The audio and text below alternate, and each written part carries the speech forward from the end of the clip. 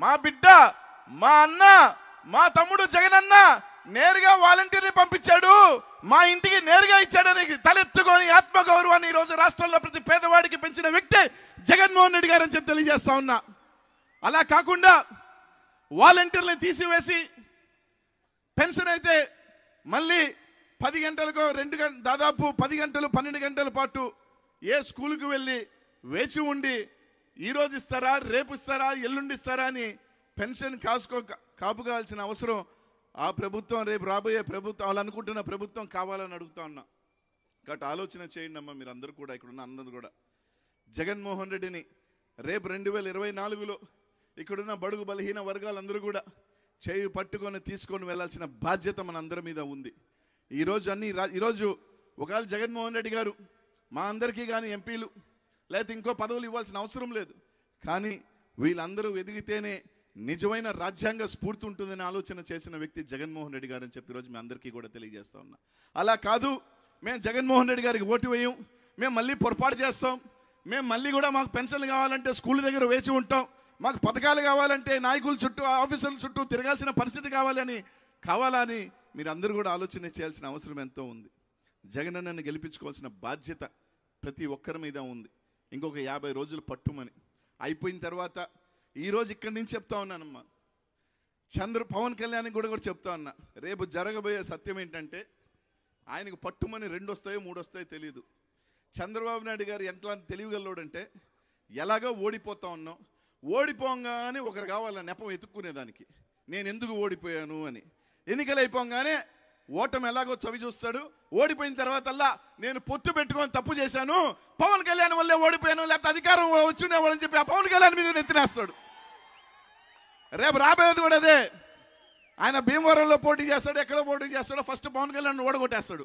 చూసారా, నేను పొత్తు పెట్టుకున్నా, ఈ పవన్ కళ్యాణే గెలవలేదు, అనవసరంగా పొత్తు పెట్టుకున్నాను, పొత్తు పెట్టుకోలేకపోయింటే నేను ముఖ్యమంత్రి అయినవాడిని, పొత్తు పెట్టుకున్నాను కాబట్టి నేను ఓడిపోయాను అని చెప్పి ఆ పవన్ కళ్యాణ్ నట్టేంట ముంచబోయే వ్యక్తి చంద్రబాబు నాయుడు గారు. ఆయనకి ముందు చూపుంది కాబట్టి, ఎవడో ఒకటి కావాలి కాబట్టి పక్కన పవన్ కళ్యాణ్ సంకలేసుకొని తిరుగుతా ఉన్నాడని చెప్పి మీ అందరికీ కూడా తెలియజేస్తున్నానమ్మా.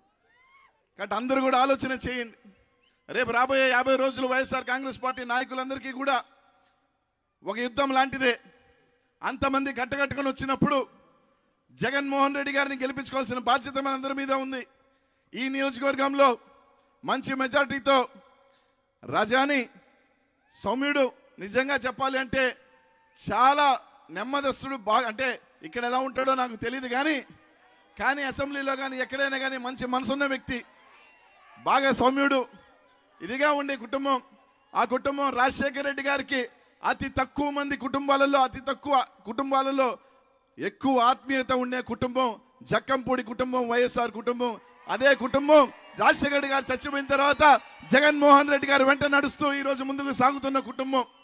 ఆ కుటుంబం నుంచి రేపు రాబోయే ఎన్నికల్లో అత్యధిక మెజారిటీ ఇవ్వాల్సిన బాధ్యత మీ అందరి మీద ఉంది.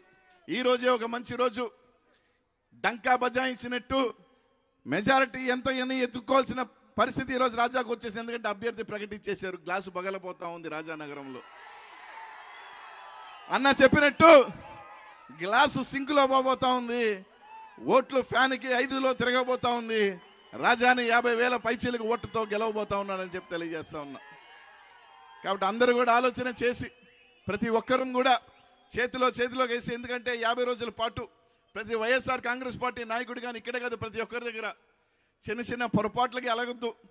ఈ టైంలోనే ఏమన్నా అలుగులు చేసుకోనో లేకపోతే చిన్న పొరపాటు చేసుకోనో అవతలకు యువతలకు దూకునో ఏమవుతుందంటే దానివల్ల తర్వాత బాధపడటం తప్ప ఇంకేమీ ఉండదు.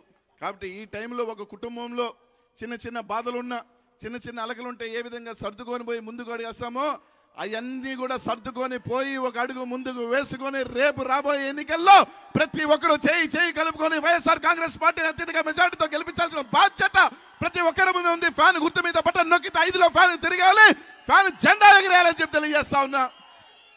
అలాగే రాజా సోదరుడు యువకుడు గణేష్ కూడా నేను ఇది 2వసారి రావటం, మధ్యలో తప్పకుండా వీళ్ళందరినీ కూడా ఈ కుటుంబాన్ని ఏ విధంగా తరతరాలు దశాబ్దాలుగా ఆదరిస్తున్నారో మంచి వ్యక్తులుగా రాజా కానీ గణేష్ కానీ ఇంకా కూడా మీరు దీవించి ఇంకొక దశాబ్దాల పాటు కూడా ఆ కుటుంబం ఈ జిల్లాలో ఇంకా మరింత ఎదగాలని భగవంతుడి ఆశీస్సులతో జగన్మోహన్ రెడ్డి ముఖ్యమైన తర్వాత ఇంకా పెద్ద పదవుల్లో కూడా రాజా రావాలని చెప్పి మనస్ఫూర్తిగా కూడా కోరుకుంటూ మీ అందరికీ కూడా ప్రతి ఒక్కరికి కూడా మరోసారి చెప్తా ఉన్నాను, గెలిచిన తర్వాత తప్పకుండా ఆ భగవంతుడి ఆశీస్సులతో జగనన్న ముఖ్యమంత్రి అయిన తర్వాత ఎంపీగా కూడా ఇక్కడికి మళ్ళీ కూడా వచ్చే అవకాశం ఉంటే రాజాని అడుగుతా ఉన్నాను, మళ్ళీ కూడా వస్తానని చెప్పి మీ అందరం కూడా తెలియజేసుకుంటూ ఈ అవకాశం నాకు ఇచ్చిన పెద్దలందరికీ కూడా పేరు పేరుని కూడా ధన్యవాదాలు తెలియజేసుకుంటున్నాను.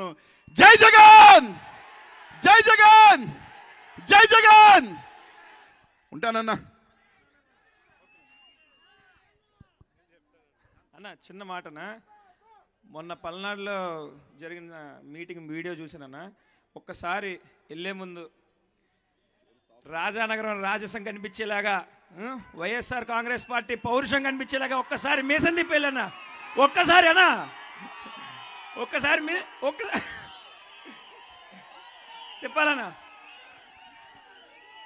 175కి 75 కొట్టబోతా ఉన్నాం.